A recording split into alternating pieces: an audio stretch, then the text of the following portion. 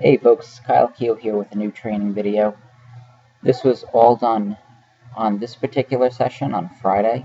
I ended up going in and doing 5 sets on the paused bench.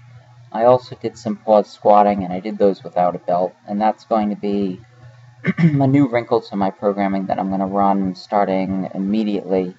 And that decision was a direct consequence of the training that I did with my squat just a few days ago, in which I really felt like I needed some bottom position training for weakness development, because in the 2.5 to 3 weeks that I spent just box squatting instead of back squatting, I lost a little bit of pop out of the hole, and my ability to stay stable dropping into the hole is definitely has definitely atrophied a little bit as a result of the training that I've been doing.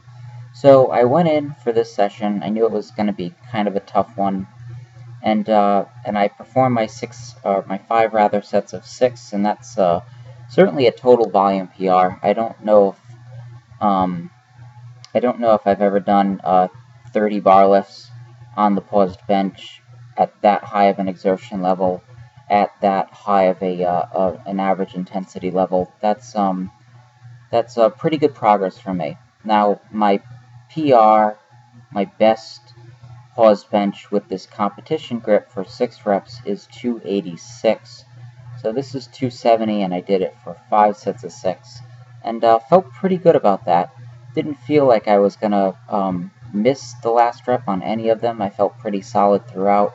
They got a little bit slow towards the end, but I still felt like I was driving through okay, and I was getting the reps okay.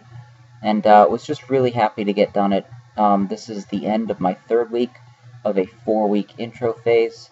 I'll be back starting next week to do 3 more bench sessions. I will finish with 275 for 5 sets of 6, and that will certainly be difficult, but I'm very capable of doing that. So I feel really good about what's happening with my bench right now. I feel like I'm coming back strong.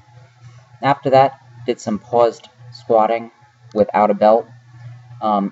The reason for not using a belt is not necessarily to develop core strength, but rather to force myself to adopt a position that I feel like is going to be more conducive for developing and fixing my particular weakness, which is coming out strong out of the hole. I've always felt like when I've done these beltless as opposed to belted, I actually stay a little bit more upright, and I don't know exactly why that is, but I just feel like my positioning's a little bit better. So that's not to say that it's easier, but I've always felt like it's beneficial for me to train these beltless.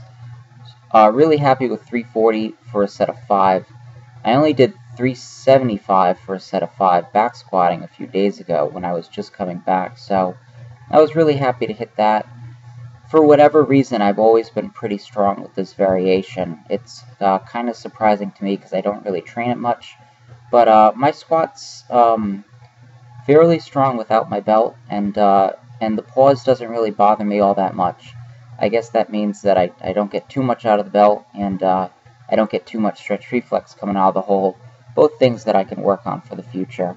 After that, I did 285, 3 sets of 5, you're only seeing 1. Overall, a really tiring session, but a really good one. Keep checking in. I will have more videos for you very soon.